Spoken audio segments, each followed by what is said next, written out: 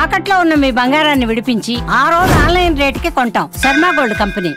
నమస్కారం, welcome to Suman TV. నేను Gitanjali. October 27 మొదటి కార్తీక సోమవారం. కార్తీక మాసం ఎంతో విశేషం, అందులోనూ సోమవారాలు ఎంత ప్రత్యేకమో మనందరికీ తెలుసు.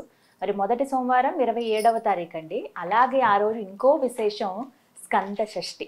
మరి ఎంతో పుణ్యమైనటువంటి ఈ రోజున శివారాధన ఎలా చేయాలి, ప్రత్యేకించి విధానం అంటూ ఉందా? సుబ్రహ్మణ్య స్వామికి ఆరాధించుకోవచ్చు, అలాగే శివయ్యను కూడా ఆరాధించుకోవచ్చు అని చెప్తున్నారు. అంటే ఈ మొదటి సోమవారం శివారాధన వల్ల ఎటువంటి ఫలితాలు మనం పొందవచ్చు, విశేషంగా ఎలా పూజ చేసుకోవాలి తెలుసుకుందాం. వివరించేందుకు ప్రస్తుతం మనతో పాటు ఉన్నారు. గత 15 సంవత్సరాలుగా 30,000కు పైగా జాతక పరిశీలన చేసినటువంటి అనుభవం కలిగిన ప్రముఖ జ్యోతిష్యులు బ్రహ్మశ్రీ నందిభట్ల శ్రీహరి శర్మ గురువు గారు మనతో పాటు ఉన్నారు. వారితో మాట్లాడదాం. గురుగారు నమస్కారం అండి. వాగర్థావివ సంపృక్తౌ వాగర్థ ప్రతిపత్తయే జగతః పితరౌ వందే పార్వతీ పరమేశ్వరౌ ఆదిత్యాయ చ సోమాయ మంగళాయ బుధాయ చ గురుశుక్రశనిభ్యశ్చరాహవే కేతవే నమః. శృంగేరి జగద్గురు పీఠాధిపతులకి, కంచిపీఠాధిపతులకి నమస్కారములు తెలియజేసుకుంటూ కార్యక్రమాన్ని ప్రారంభిద్దాం. గురుగారు, మొదటి కార్తీక సోమవారం అదొక విశేషం అయితే, ఇంకొక విశేషం స్కంద షష్ఠి. ఆ రోజు మరి ఏంటండి ప్రత్యేకంగా ఉండబోతోంది కాబట్టి ఎలా చేసుకోవాలి, పూజా విధానం వివరించండి. మాసములలోకెల్లా బహుపుణ్య మాసం అనేటువంటిది కార్తీక మాసం. ఉన్న 12 మాసాలలో శివకేశవులకి సంబంధించిన మాసము, అలాగే ఎంతో గొప్పదైనటువంటి పుణ్యాన్ని సంపాదించుకునే గొప్ప మాసము ఈ కార్తీక మాసం. ఈ కార్తీక మాస మహత్యం గురించి వర్ణించడానికి మాటలు సరిపోవమ్మా. అంత ఆత్మానుభూతి కలుగుతుంది. ఒక్కసారి కార్తీక మాస మహత్యం తెలిసిన వ్యక్తి, అంటే ఒక పండు రుచి తెలిసిన తర్వాత ఆ పండు కోసం బ్రతికున్నంత వరకు ఎలా ఆరాటపడి ఆ పండు కావాలని కోరుకుంటాడో, ప్రతి వ్యక్తి కార్తీక మాసం యొక్క మహత్యాన్ని తెలుసుకున్న తర్వాత జీవితంలో కార్తీక మాసం ఎప్పుడు వస్తుందా, నేను ఎప్పుడు మంచి పని చేయాలా, ఎవరికమ్మా చెడ్డ పని చేయాలని ఉంటుంది. ఒక్కసారి ఆలోచించండి. అందరికీ మంచి చేసుకోవాలని కదా, నేను బాగుండాలి, నా పిల్లలు బాగుండాలి, నా కుటుంబం బాగుండాలి, మా ఆయన బాగుండాలి, నా వాళ్ళు బాగుండాలి, ఇలా ప్రతి వాళ్ళు అనుకుంటే వాళ్ళ ఊరు బాగుంటుంది, జిల్లా బాగుంటుంది, రాష్ట్రం బాగుంటుంది, దేశం బాగుంటుంది. కాబట్టి అందున ఈ కార్తీక మాసంలో గొప్పగా చెప్పుకునేటువంటిది సోమవార వ్రత నియమము అనేటువంటిది. అయితే వాస్తవంగా సోమవార వ్రత నియమం అనేటువంటిది ఎప్పుడు ప్రారంభం చేయాలి? ఆషాఢ మాసంలో వచ్చే మొదటి సోమవారం నాడు ప్రారంభించి కార్తీక మాసం వరకు కూడా ఉండే సోమవారాలన్నీ పాటించాలి. మరి ఈ సంవత్సరం ఆషాఢ మాసం వెళ్ళిపోయింది కదండి, అంటే కనీసం ఈ సోమవారంలోనైనా కానీ నియమాన్ని పాటించాలి. ఈ యొక్క సోమవారానికి షష్ఠి తిథి కూడా కలిసి రావడం చాలా విశేషం. 27వ తారీఖు రోజున, అంటే సుబ్రహ్మణ్య స్వామి యొక్క తిథి, స్కంద షష్ఠి అని అంటారు. ఇక మరి ఒక విశేషం ఏంటంటే, ఈ సుబ్రహ్మణ్య స్వామి సర్పానికి సంకేతం కదా, సర్ప నక్షత్రాలలో ఒకటైనటువంటిది బ్రహ్మ మొదలుపెట్టి సృష్టి మొదలుపెట్టినటువంటి నక్షత్రము మూలా నక్షత్రం. ఇవన్నీ ఆ మూలా నక్షత్రం కూడా ఆ రోజు అవ్వడం చాలా విశేషం. కాబట్టి వీక్షించేటువంటి సుమన్ టీవీ ప్రేక్షకులు ఇప్పుడు చెప్పుకోబోయేటువంటి అంశం ఏదైతే ఉంటుందో అతి జాగ్రత్తగా వినండి. ఇటువంటి విషయాన్ని పూర్తిగా విని మీ కుటుంబ సభ్యులకి, మీ మిత్రులకి, బంధువులకి ఈ విషయాన్ని చేరవేయండి. ఎందుకంటే వాళ్ళు పొందే పుణ్యంలో మీకు ఆ పరమేశ్వరుడు, ఆ దామోదరుడు మీకు కొంత భాగాన్ని అందజేస్తాడు. స్వార్థంగా ఇక్కడ పని చేయకూడదు. అయితే ఎందుకింత ఎక్సైట్మెంట్, ఆనందానికి లోనవుతున్నానంటే, కార్తీక మాసం వచ్చిందంటే పరమేశ్వరుడు, విష్ణువు, ఇదే నమ్మ ఆరాధన, అంతే కదా. ఇక ఈ సోమవారానికి ఉన్నటువంటి ప్రత్యేకత ఏంటంటే, కార్తీక సోమవార వ్రతం అనేటువంటిది కూడా ఒకటి ఉందాం. ఎలా చేయాలంటే 6 విధాలుగా చేసుకోమని మనకు శాస్త్రం చెప్పబడింది. ఇప్పుడు మొదటి రోజున చేసుకోవచ్చు, మొదటి రోజున చేసుకోవచ్చు, తప్పేమీ లేదు. మనకు 27వ తారీఖు రోజున వస్తున్నటువంటి దాంట్లో మూలా నక్షత్రం ఉంది, షష్ఠి తిథి అయింది, సోమవారం. ఇంతకంటే మేలు కలయిక ఇంకేం కావాలమ్మా? కాబట్టి మనకు కలిగేటువంటి కష్ట నష్టాలు తొలగించుకోవడానికి, ఈ జీవితంలో ఈ జన్మలో మనం అనుభవిస్తున్నటువంటి అనేక దోషాలకి కారణం గత జన్మ కర్మదోషం.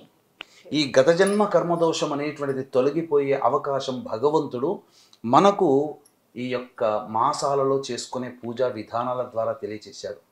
ఈ కార్తీక మాసములో విధి విధానాలు ఆచరించే మానవుడి యొక్క పాపము అగ్నికి దగ్గరగా వెళ్ళిన దూది పింజము అంటే దూది ముద్ద ఎలా అయితే ఫళ ఫళమని కాలిపోతుందో ఆ పాపాలు కూడా అలాగే నశించిపోతాయట.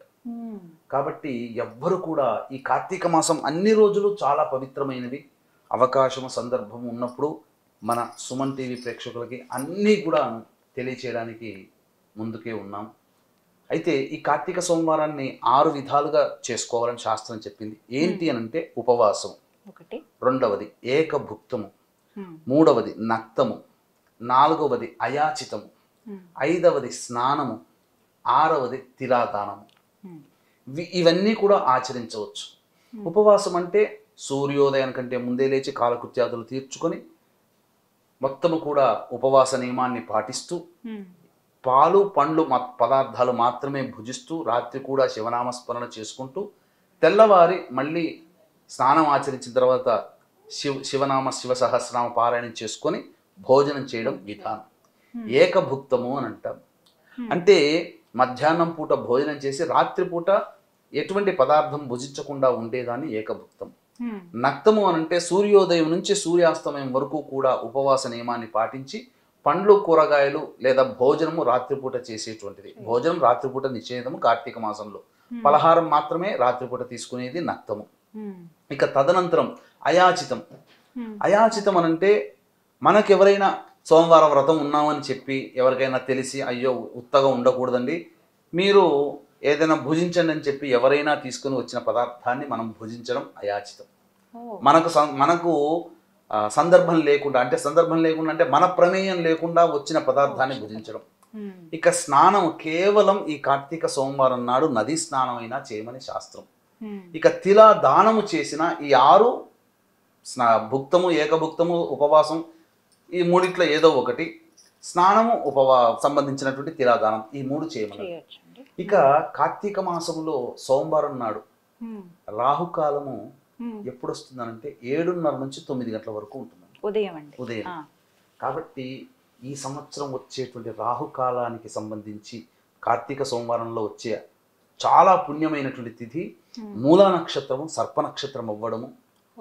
పైగా ధనుస్సు రాశికి అంటే నక్షత్రం ఉన్న రాశికి ఏకాదశంలో రవి ఉంటాడు. ఇది చాలా గొప్పదమ్మా. మీరు జాగ్రత్తగా గమనిస్తే ఆ రోజు ఉండే రాశి ధనుస్సు రాశి, ఆ రాశికి లాభస్థానంలో రవి ఉండడం చాలా ఏకాదశార్క యోగం కలిగినటువంటి రోజు అది.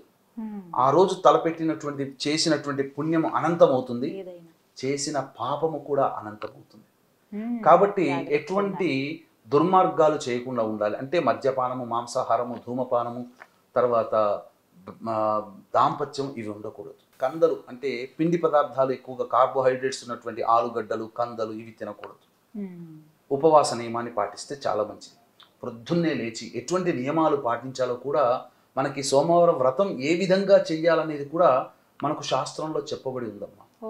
కాబట్టి ఈ చెప్పినటువంటి విధానాన్ని అనుసరిస్తూ శివారాధన చేసుకోమన్నది. వీక్షించేటువంటి సుమన్ టీవీ ప్రేక్షకులకి కూడా గమనిక, ఈ కార్తీక మాసము మహాపుణ్యమాసము. అటువంటి మహాపుణ్యమాసములో కార్తీక పౌర్ణమి గొప్పదైనటువంటి పుణ్యతిథి. ఆ తిథి రోజున సుప్రసిద్ధ మహిమాన్విత కాశీ క్షేత్రంలో జాతకరీత్యా కలుగు విద్య, వివాహ, ఉద్యోగ, దాంపత్య, అనారోగ్య సమస్యల నివారణకి ఇప్పుడు గురుడు, రవి, శుక్రగ్రహాలు ఈ అక్టోబర్ మాసంలో మారాయి.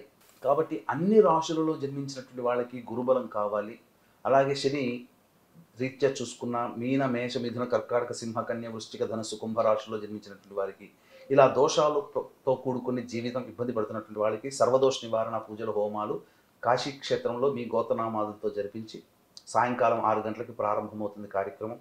5 గంటల లోపల మీ గోతనామాలు నమోదు చేసుకోవచ్చు. శక్తిపాతం చేసినటువంటి కరుంగలి మాల మీకు ఇవ్వడం జరుగుతుంది. అవకాశం ఉన్నవాళ్ళు కార్యక్రమ తదనంతరం కాంటాక్ట్ చేసి మీ గోతనామాలు నమోదు చేసుకోవచ్చు.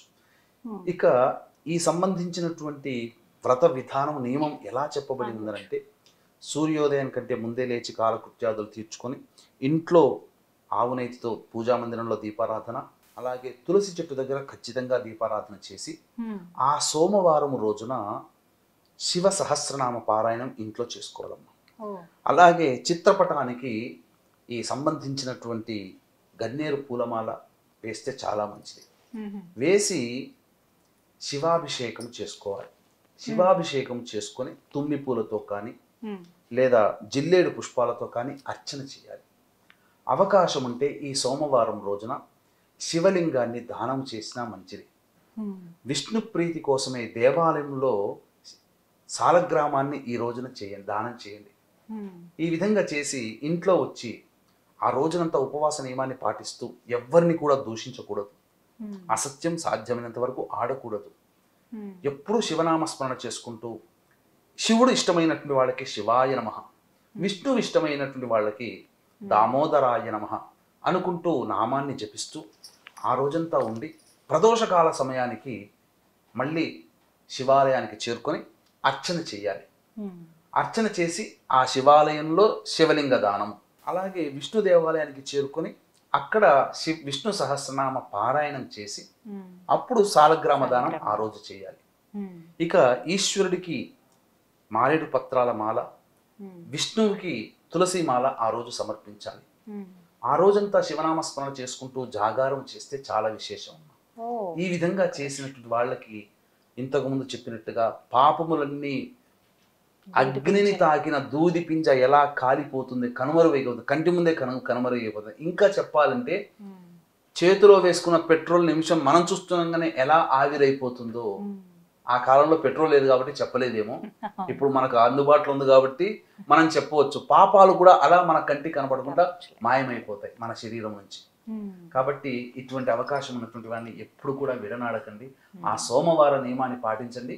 ఇదే విధంగా 4 సోమవారాలు వచ్చాయి, 4 సోమవారాలు ఆచరించండి. ఇంకా చాలా చాలా గొప్పదైనటువంటి పుణ్యమైనటువంటి రోజులు ఏ విధంగా చేసుకోవాలో మరుసటి వీడియోలో మీకు తెలియజేసే ప్రయత్నం చేస్తాం. అలాగే మీకు అవకాశం ఉంటే కార్తీక పౌర్ణమి రోజున కాశీక్షేత్రంలో జరిగే సర్వదోష నివారణ పూజల హోమాల్లో మీ గోత్రనామాదులు నమోదు చేసుకోవచ్చు. చక్కగా వివరించారు గురుగారు, ధన్యవాదాలండి. సర్వం శ్రీ ఉమామహేశ్వర పరబ్రహ్మార్పణమస్తు.